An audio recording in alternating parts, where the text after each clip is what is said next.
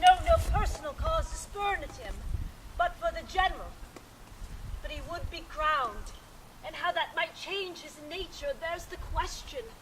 It is a bright day that brings forth the adder, and that craves wary walking.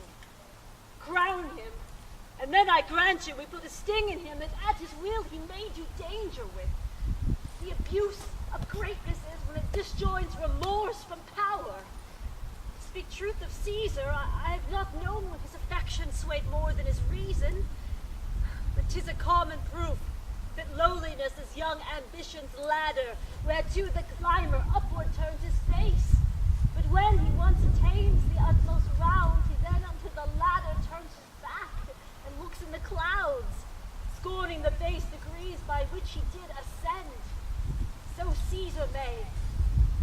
Then, lest he may prevent, and therefore think him as a serpent's egg, which hatched would, as its kind, grow mischievous, and kill him in the shell. Your taper burneth in your closet, lady. Search in the window for flint. I found this paper thus sealed up. I am sure it did not lie there before I went to bed. Get you to bed, lady. It is not yet day. It is not tomorrow, girl. The Ides of March. I know not, madam. Look in the calendar and bring me words. I will, madam. The exultations whizzing in the air give so much light that I can read by them. Brutus, thou sleepest. Awake and see thyself. Speak, strike, redress. Brutus, thou sleepest awake. Such instigations have often dropped where I pick them up. What? Shall Rome stand under one man's awe? What, Rome? O Rome, I make thee promise. If the redress will follow, thou receivest thy full petition at the hands of Brutus. Madam, March has wasted 14 days. 'Tis good. Get to the gate, somebody knocks. Since Cassius first did wet me against Caesar, I have not slept. Between the acting of a dreadful thing and the first motion, all the interim is like a phantasm or a hideous dream. The genius and the mortal instruments are then in council, and the state of man, like to a little kingdom, suffers then the nature of an insurrection. Madam, 'tis your brother Cassius at the door, who doth desire to see you. Is he alone? No, lady. There are more with him. Do you know them? No, lady. Their hats are plucked about their ears, and their faces are half hidden in their cloaks. Let him enter. They are the faction. O conspiracy, shamest thou to show thy dangerous brow by night, when evils are most free?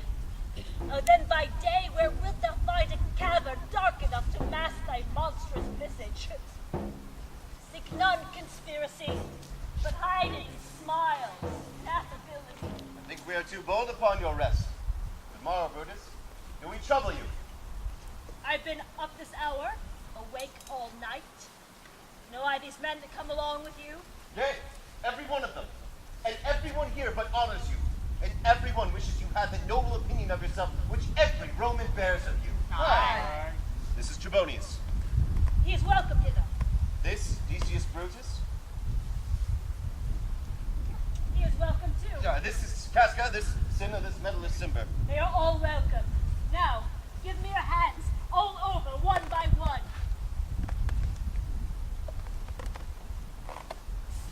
And here let us swear our resolution. No, not an oath. What need we any spur but our own cause to prick us to redress? What other bond than secret Romans that have spoke the word and will not falter? And what other oath to honesty engaged, that this shall be, or we shall fall for it? We swear priests and cowards and men cautelous, old, feeble carrions, and such suffering souls as welcome wrongs. Unto bad causes swear such creatures as men doubt, but do not stain the even virtue of our enterprise, or the insuppressive mettle of our spirit, to think that our cause, or our performance, did need Cicero. Shall we sound him? I think he will stand very... Let us not leave him out. No, by no means. Oh, let us have him. For his silver hair shall purchase us a good opinion, and by men's voices to commend our deeds. It shall be said that his judgment ruled over our hands. Our youths and wildnesses shall in no one appear, but all be buried within his gravity. Name him not. Let's not break with him, for he will never follow a thing that other men begin. Then leave him out. Indeed, he is not fit. Shall no man else but only Caesar be touched? Aye, Theseus, well urged. I think it is not fit that Antony, so well beloved of Caesar, should outlive Caesar. We shall find her a shrewd contriver, and our means, should she extend them, may reach so far as to annoy us all. Our course will seem too bloody, Caius Cassius. To cut the head off and then hack at the limbs, like envy and death and wrath afterwards. For Anthony is but a limb of Caesar. Let us be sacrificers, but not butchers, Caius. We all stand up against the spirit of Caesar. Aye. And in the spirit of men, there is no blood. Oh, that we could then come by Caesar's spirit and not dismember Caesar. No! But alas, Caesar must bleed for it. Therefore, good friends, let's kill him boldly, but not wrathfully. Let's carve him as a dish fit for the gods, not hew him as a carcass fit for hounds. And let our hearts, as subtle masters do, stir up the servants to an active rage, and therefore seem to chide them. Therefore will our purposes seem necessary, but not envious, which so appearing to the common eyes, we shall be called purgers, and not murderers. And as for Anthony, think not on her, for she can do no more than Caesar's arm when Caesar's head is off. Yet I fear her much, for the ingratitude love that she bears to Caesar... Yes, think not on her. For if she loves Caesar, all she can do is to herself take thought and die for Caesar. Well, she should, for she is given to sports, and wildness, and much company. There is no fear in her. Let her not die, for she will live and laugh at this hereafter. Peace, count the clock. Clock has struck 3. 'Tis time to part. But it is doubtful whether Caesar will come to the capital today or no. His very superstitious grown of late, quite from the main opinion he once held of dreams, of ceremonies, and fantasy. It may be that these unaccustomed terrors of the night, and by the persuasion of his augurs, may hold him forth from the capital I today. never fear that if he be so resolved to let me work, for I can give his humor the true bent, and I will bring him to the capital. Nay, we will all be there to fetch him together. By the 8th hour is at the uttermost. Be that the uttermost, and fail not then. Gentlemen, disperse yourselves. But all remember what you have said tonight, and prove yourselves to be true Romans! Gentlemen, look fresh and merrily, but let not our looks put on our purposes, but bear it as our Roman actors do, with untired spirits and form of constancy. And so good morrow to you, everyone.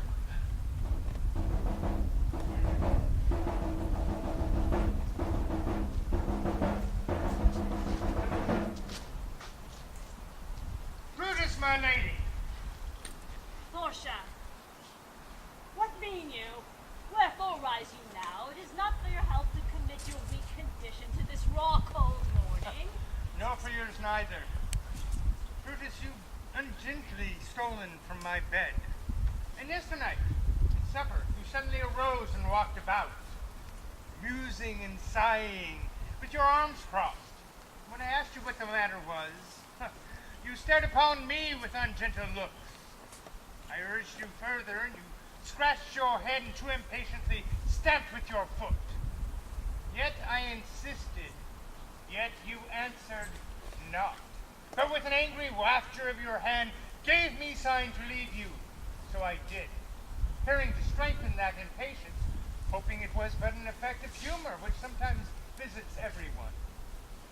It won't let you eat, nor talk, nor sleep. And if it could affect your shape as much as it hath prevailed upon your condition, I should not know you, Brutus. And what men did resort to you tonight? Portia, I am not well in health, and that is all.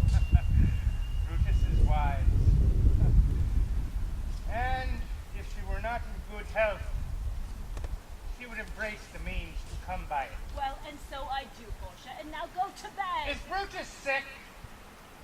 And is it physical to walk unbraced and suck up the humors of the dank morning? What?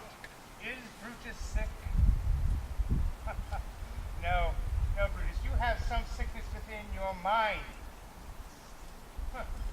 Which? I should know of. But I want you to unfold yourself. To me, you'll have why you are heavy, and what man came tonight to resort to you. For there be some 5 or 6 who hid their faces even from the darkness. Gentle Portia. Tell me, Brutus, is it accepted that I should know no secrets that appertain to you? Am I yourself, but as it were in sort or limitation, to stay with you at meals, comfort your bed, and talk to you sometimes? Dwell I but in the suburbs of your good pleasure, for if nothing more, Portia is Brutus's harlot, and not her husband. You are my dear and honorable husband, as dear to me as the ruddy drops that visit my sad heart. Then I should know this secret. Tell me your counsels, my lady. I will not disclose them. I've given strong proof of my constancy. Can't I bear with my wife's secrets? Ye gods, make me worthy of this honorable man. Portia, go in a while, and by thy bosom shall partake the secrets of my heart. All my engagements I will construe to thee, all the charactery of my sad brows. But get you in with haste.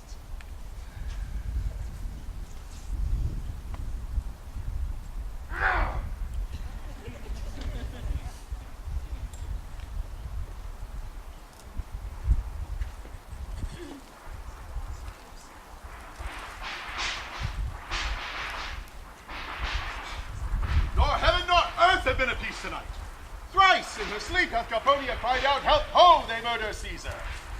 Who's within? Yes, my lord. Go and bid the priests to present sacrifice and bring me their opinions of success. I will, my lord. What mean you, Caesar? Think you to walk forth? You shall not stir out of your house today. Oh, Caesar shall go forth. The things that threaten me near looked but on my back. When they shall see the face of Caesar, they are banished. Caesar, I never stood on ceremonies, yet now they fright me. There is one within. Besides the things that we have heard and seen, recounts most horrid sight seen by the watch. A lioness hath whelped in the streets. Graves have yawned and yielded up their dead. Fierce, fiery warriors have fought among the clouds, in ranks and squadrons, and bright forms of war which drizzled blood upon the capital. The noise of battle hurtled through the air. Horses did neigh, and dying men did groan, and ghosts did shriek and squeal about the streets. These are these things. They are beyond all use, and I do fear them. What can be avoided, whose end is purposed by the mighty gods? Yet Caesar shall go forth, for these predictions are to the world in general as to Caesar. When beggars die, there are no comets seen. The heavens themselves blaze forth the death of princes. Cowards die many times before their death. The valiant never taste their death but once. Of all the wonders that I yet have heard, it seems to me most strange that men should fear, seeing that death, a necessary end, will come when it will come. What say the augurers? They would not have you stir forth today. Plucking the entrails of an offering forth, they could not find a heart within the beast. Go, go. The gods do this in shame of cowardice. Caesar should be a beast without a heart if he should stay at home today for fear. No, Caesar shall not. Danger knows full well that Caesar is more dangerous than he. We are two lions littered in one day, and I, the elder and more terrible, and Caesar shall go forth. Oh, alas, my lord, your wisdom is consumed in confidence. Do not go out today.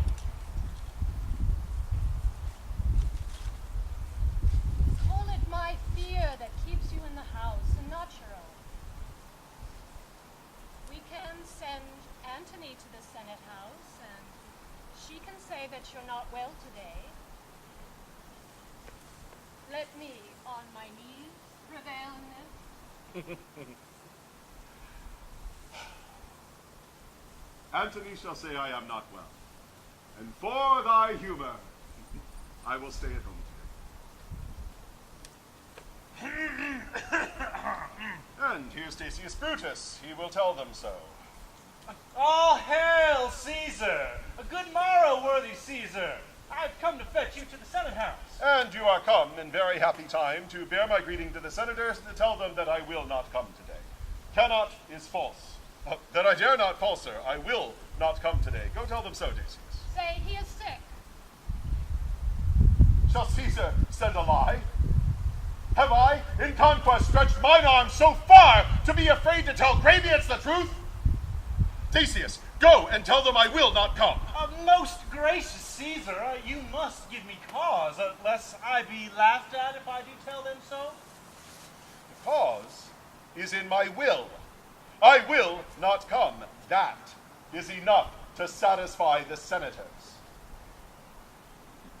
But for your private satisfaction, because I love you, I will let you know. Calpurnia here, my wife, bids me stay at home. She dreamt tonight she saw my statua, which, like a fountain with 100 spouts, did run pure blood. And many lusty Romans came smiling and did bathe their hands in it. And this does she apply for warnings and portents and evils imminent, and on her knees hath begged that I will stay at home today. Caesar, this dream is all misinterpreted. It was a vision fair and fortunate. Your statue spouting blood in so many pipes which smiling Romans bathe signifies that from you great Rome shall suck reviving blood, and that great men shall press for stains and relics, tinctures, cognizance. This, by Calpurnia's dream, is signified. And this way have you well expounded it. And know it now. The Senate have concluded this day to give a crown to mighty Caesar. Now, if you send word that you will not come, their minds may change. Besides, were it not a mock apt to be rendered for someone to say, break up the Senate until another time when Caesar's wife meets with better dreams?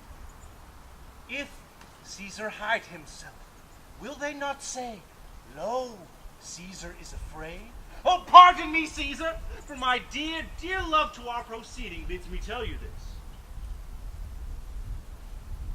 How foolish do your fears seem now, Calpurnia? I am ashamed I did yield to them. Give me my robe, or I will go. And here's Brutus come to fetch me to the Senate. Good morrow, Caesar. Why, Brutus, are you stirred so early too? What 'tis o'clock? 'Tis struck 8, Caesar. I thank you for your pains and courtesy. And see where Antony that revels long o' nights is notwithstanding up. Good morrow, Antony. Good morrow, Caesar. Go bid them prepare within. I am at fault to be thus waited for. Enough. Metellus. Trebonius, I have an hour's talk in store for you. Remember that you call on me tonight. Be near me that I may remember you. Caesar, I will. So near will I be, your best friends will wish I had been further. Good friends, go in and taste some wine with me, and we, like friends, will straightway go together. That every like is not the same, O Caesar. Brutus's heart yearns to think upon.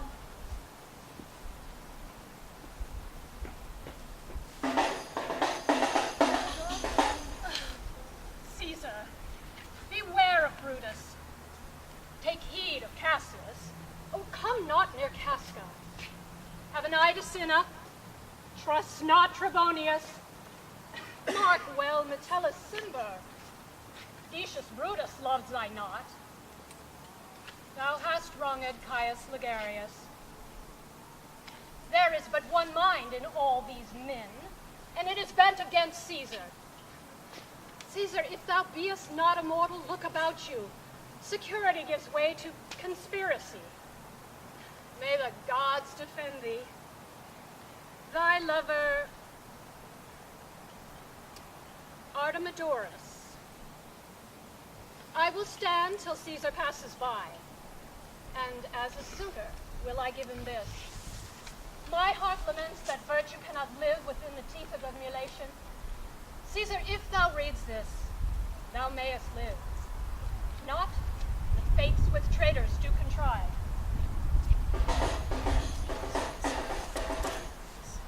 I pray thee get to the Senate house, stay not to answer me, but get thee gone. Why dost thou stay? To know my errand. I would have had you there and here again, ere I can tell you what thou shouldest do there. Oh, Constancy, be strong by my side. Place a mountain between my heart and my tongue. Art thou here yet? Sir, what would you have me do? Go to the capital and nothing else? And so return to you and nothing else? Yes. Bring me word how thy lady is, for she went sickly forth. And pay good note what Caesar doth, and what suitors press to him. Hark, what is that noise? I hear nothing, sir. I pray thee, listen. I heard a bustling rumor like a fray, and the wind blows it from the capital. Sooth, sir, I hear nothing. Come hither, fellow. Where hast thou been? At mine own house, good sir. What is the o'clock? 'Tis about the 9th hour, noble sir. Is Caesar yet gone to the capital? Not yet, sir. I go to take my stand, to see him pass on to the capital. Now thou hast a suit with Caesar, hast thou? That I have, sir. If Caesar will be so good to Caesar as to hear me, I will beseech him to befriend himself. Why?